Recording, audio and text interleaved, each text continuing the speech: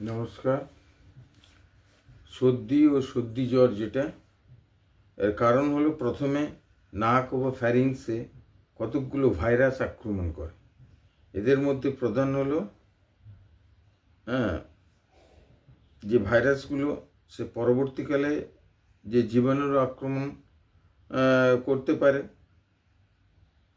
এবং স্যাঁতস্যাঁতে ঘরে থাকা, বেশিক্ষণ সিনেমা হল প্রভৃতিতে থাকা, ঠান্ডা লাগানো, বৃষ্টিতে ভেজা, গরমের পর হঠাৎ ঠান্ডা লাগানো, হঠাৎ ঘাম বন্ধ, পেটের গোলমাল, অতিরিক্ত ঠান্ডা জিনিস খাওয়া, হঠাৎ আবহাওয়ার পরিবর্তন প্রভৃতি হলো নানান গৌণ কারণ।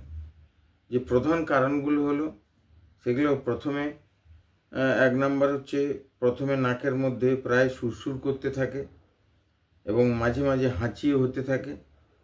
2 নম্বর গলার ভেতরটা শুকনো হয়ে যায় ও গলা ব্যথা ও স্বরভঙ্গ হতে পারে।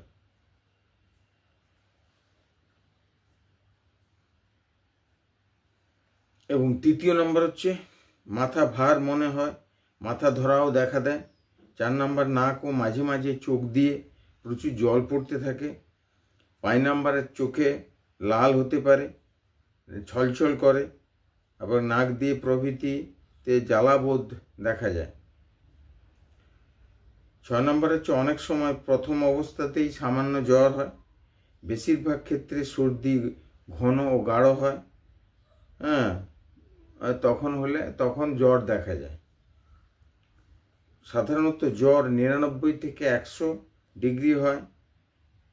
7 নম্বর হচ্ছে অনেক সময় সর্দি জ্বরের সঙ্গে কাশিও থাকে।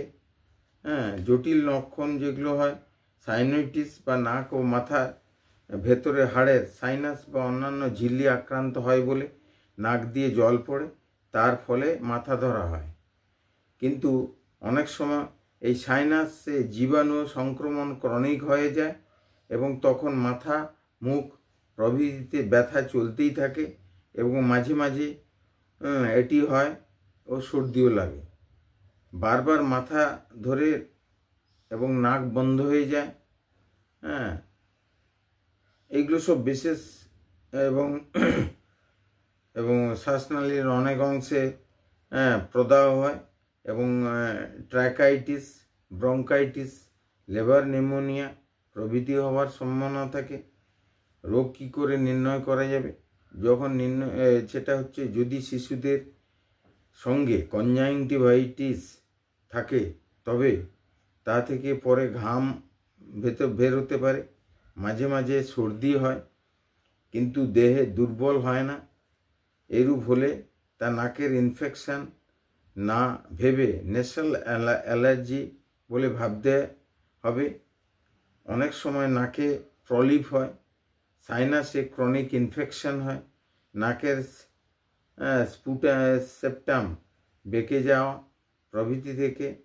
প্রভৃতি কারণেও এটি হয়। এবং যেগুলোর মাধ্যমে আমাদের প্রতিরোধ ব্যবস্থাটা যেটা হচ্ছে রোগীকে পৃথক ঘরে রাখা কর্তব্য, যাতে রোগ জীবাণু সহজে না ছড়াতে পারে।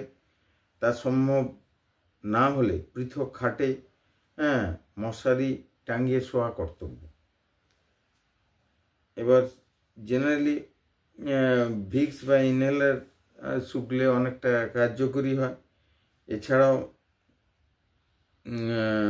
1 নম্বর হচ্ছে যে আনুষঙ্গিক ব্যবস্থাগুলো হচ্ছে বুকে ব্যথা ও সর্দি বেশি জমলে রাতে হাতে পায়ে বুকে গরম তেল লাগানো খুব উপকার। 2 নম্বর হচ্ছে পূর্ণ বিশ্রাম অবশ্য কর্তব্য। 3 নম্বর হচ্ছে ঠান্ডা লাগানো উচিত নয়। সাগু, বার্লি, খই, মুড়ি, পাউরুটি প্রভৃতি খাদ্য গ্রহণ করতে পারে। ঠান্ডা খাদ্য ও পানীয় খাওয়া উচিত নয় এবং তাতে রোগ বৃদ্ধি হতে পারে। এইগুলো হচ্ছে এইভাবে সুস্থ থাকার চেষ্টা করতে হয়।